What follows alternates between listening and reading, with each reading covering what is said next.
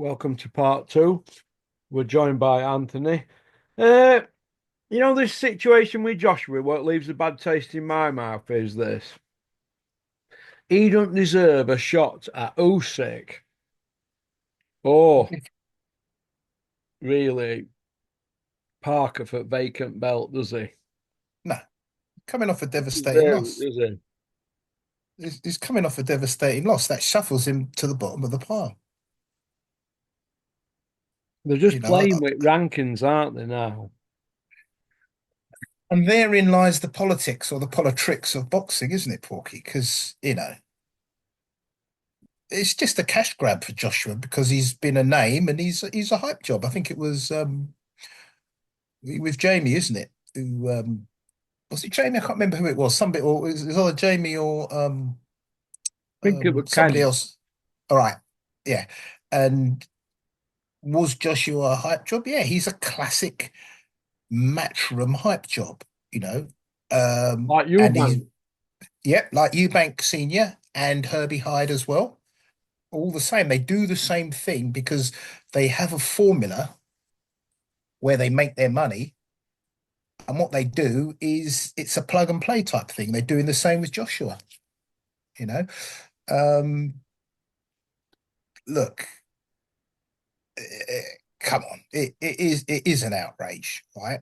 And as you said, clearly it's an injury because it's an injury. It's injury propaganda, I'd say, because they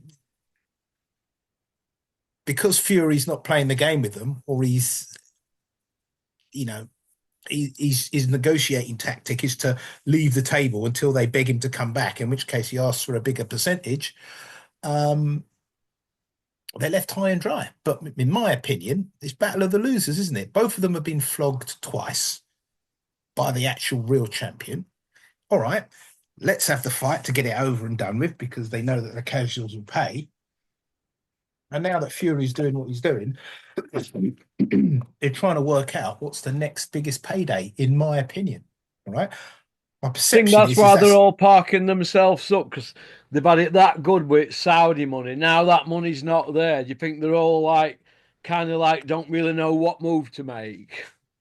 I'd agree with that, Porky, because I think we've discussed this before, but Saudi's come in with the big bag, and now what he's doing is he's weaning them off it. Drug dealers, isn't it? If a drug dealer gives you a big old fat line just to get you to buy a little bag of what he's got, what he then does is now he knows that you've had a little bag off of him. He might give you another line the next time he sees you, but it's going to be a lot slimmer, isn't it? Because he's going to say, "All right, well, buy it." And I think you're right. What I think is happening is that everybody is now, all of a sudden, it's like musical chairs, and the music just keeps playing, and nobody's sitting anywhere, isn't it? You know, and it's wrong. We just want to see the best fights. Here you go. Who's fighting who? Bish, bash, bosh.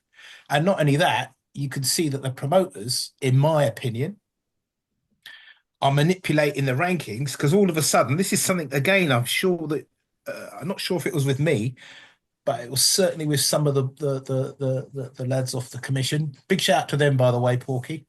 Um, and Yeah, Yeah, no, what I've done, I just noticed that you sent me an email as well, and what I've done is I've copied and pasted, and I've just posted it on the in the group because I hadn't yeah. seen it before, so I haven't even read it. I just saw your message saying this is for the commission lads, so I've just posted it. So after this podcast, I'll have a read about what it's about. But no, all good.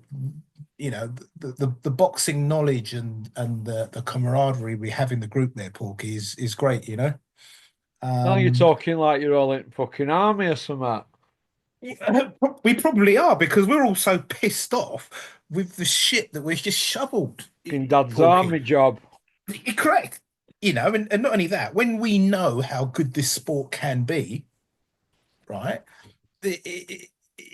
You often you gravitate to people with a like mind, don't you? Gravitate, mate. I'm sat here with a big spliff, kicking back, thinking, what is going on here with Oh, boxing? but I wish I could join you, mate, because I think we need it. Because as I said to you, Porky, I've been a bit. I've always been just, saying to you, come on, don't get too depressed about boxing. And the last couple of weeks, you know, I think it's fair to level at me, practice what you preach, right? Because I've been a bit, ever since Foreman, I've been a bit pissed off with the sport, you know, and all these shenanigans. And my view is this: there's clearly, in my opinion, something going on, certainly with the WBO, because all of a sudden, when do the WBO, they're not like the RBF, they don't just put on you to do a mandatory, and all of a sudden, when heavyweights aren't doing anything, you've got the IBO, WBO rather, saying to Usyk, we want you to fight Parker. And you think, Yeah. oh, okay then. Why is that? And where I was going before with the I'm not sure who in the commission you spoke to, but we actually had I think it was Bob actually. There was a perception that you might get Chisora and John Coffey being ordered. Sure Long enough, coffee, big stick. sure enough, number one contender for the IBF is Derek Del Boy Chisora, and they want to put him in there against a 27-year-old mute, John Coffey, as who can punch. Porky, how can this be? Yeah. How can this be? Are you telling me our sport is healthy when you've got a guy clearly, and again I'll use you, speaking like Scooby-Doo, clearly got CTE, and you're putting him in there with one of the most murderous punchers currently in the business? Why would we do that? Yeah. And he's not only that, he's a number one contender, Yeah. right? And Bricktop, who several years ago told him to retire, is championing the fight. And correct me if I'm wrong, said that he'll be walking him out. Hold on, I'm just watching what you sent me. Let's have a look at that. Bear with me. Don't You know, comment on it. It's no, I'm not going to comment on it. Don't just me worry, don't pictures worry. from my holiday. That's all. Oh, there you go. I don't No, want I'm not going people to comment. wanting to go where I stayed. Yeah, it's nice. It's nice. Listen, Porky, it's good to just get away, and Of course it is, mate. It's a rat race, isn't it? it is. And funny enough, that guy Steve Cutts did another video about that. The one I'm sure you've seen it. The one called Happiness. I'll send it to Oh, you. But yeah. So the point we've got is we've now got a Joshua clearly. dictating. That's what we've got because he does bums on seats. So they can. What if he put him in with somebody else and he loses? What are they going to spot? How are they going to spin him again? Well, that's why they probably are looking to tap up Dillian White for the job, because I'm sure they'll be pretty Well, a pair of confident them that. are finished anyway. I mean, you go through list. I think I've done a video on it already. You go through list, right? All of them are all shot to pieces. All that top 10. They're all Well, no they are good. Even Usyk's on his way out, but all the rest of them have had it. Dylan White's correct. had it. Chisora's had it. Daniel Dubois quit twice. He just pulled out Parker fight. I'm not saying he's Yep. had it, but who is there? Yeah, but the thing Jose is with Natoma Dubois, is not tested, is he? Zhang's correct. an old man. Joe Joyce is an old man. Correct. Do you know what I mean? Vladimir on about coming back. It's a circus. It's a circus of old men who are hanging around like bad smells. I mean, how are we talking Derek Chisora as a mandatory for Dubois? I mean, what's that? What's happened? This is in Politics front and of this is in manipulation. front of our eyeballs. This. They're garbage men, aren't they? They're garbage men selling rubbish oh. And I don't know what to say, Porky. Right? I find it astonishing to hear that Bricktop is saying, "Oh, Dubois' mandatory is Derek Chisora," so they've got that.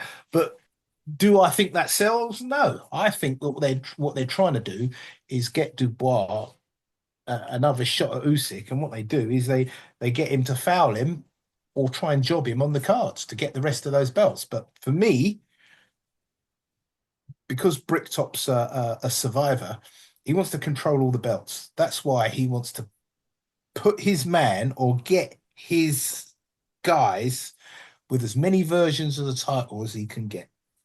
That's why, in my opinion, you see the WBO have said to Usyk that he's got to fight against Parker, and right, he's got Dubois at the moment parked up, seeing where if he doesn't do that, then they'll get him. He'll try and get him with Dubois. It's it's a seedy game, isn't it, mate? Seedy of the seedy, mate, innit? We're talking seedy men that'd be pimps if they weren't doing this. They'd be Absolutely. pimps. And I don't know where it goes because at the moment we've got some good young crop of heavyweights, and what we should be doing is seeing a changing of the guard, right? Phasing out all these old men and bringing in, because boxing, as they say, it's a cliche, it's a young man's game, right? So why aren't the big fights with young men? The only young man I see that is in big fights is John Coffey. And even with him, he's got his own issues because he may well be on the spectrum. It's Yeah, just yeah. it's just nuts. I can't see, and what they're trying to do, it's all about money, isn't it? They're trying to wring as much money out of Joshua as they can. They're taking him to meat market, but the problem is that his best dance partner is not playing ball at the moment. Not Right? playing ball. He's That's not, is he? understatement to year, that, isn't it? But again, the funny thing with him is that both you and I know that Fury isn't going anywhere and leaving money on the table, right? And No, as Fury will be fighting when he's had five, six losses and still trying to sell shows out. Do you know what I mean? Because he'll kill him. He can't. He won't be able to stay away. no, Well, what they're going to be spinning this Joshua story in another 5 years that Joshua and Fury finally, once and for all. they might do Porky if They they can probably get will away do with when it. they're 40, when they've exhausted every other fucking avenue.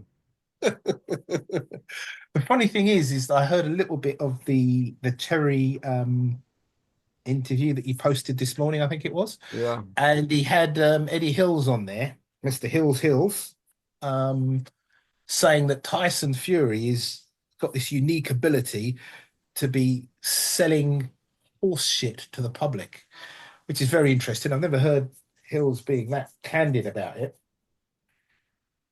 And the point is that he's correct. I haven't finished the video. He's absolutely correct. And the problem is that he's dipped out at the moment and he's not doing the job. He's Because could finished, you isn't he, imagine? Fury? Fury's finished as a top level heavyweight. Yeah, for two reasons. Number one, he's been found out and flogged badly, right, by somebody that he had He dismissed as got a torn middleweight. apart, mate. We're grilled. Correct. And the other issue that he's got is just he doesn't live the life, is it? He hasn't got the legs anymore. Usyk And never left him alone, though, did he?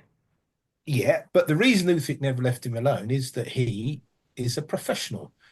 Fury's not a professional, and what he does is Fury does it on a part-time basis. And when you do it on a part-time basis, you're always going to lose to the professional. There's an old saying, isn't it? Hard work beats talent when talent doesn't work hard. Well, they And remember that, him going for gold medal, and in camp he was sparring Vladimir in Alps, and Vladimir's trainer said he just didn't leave him alone in sparring, and Johnny Johnny Horsecock were there, Miss Super Bean were there. They all seen it, Glenn McCrory and that, and he absolutely pulverized Vladimir Klitschko in sparring. And they were saying, "Who's that guy? Who's that guy?" And they're saying he's going to win gold medal him, and he did. yep. And not only that, the Furies knew That's a all true about story. him. It's on Sky, that. Yep. And not only that, I listened to a podcast of yours where you pointed out and you said, listen, the Furies are not stupid. They are boxing people. They're shithouses, but they're boxing people. And the one thing that they always knew was that Usyk is the real deal. And you're right. And that was always avoided by Tyson until he was offered too much money. And then we got to see what we all knew was going to happen anyway. You know? And look at his CV. He's not really fought anyone. Who's Tyson fought, right? In the top 10 on all the lists. Yeah, and the funny thing is that they're all different, all the top 10 lists from the IBO to the WBO to the WBC.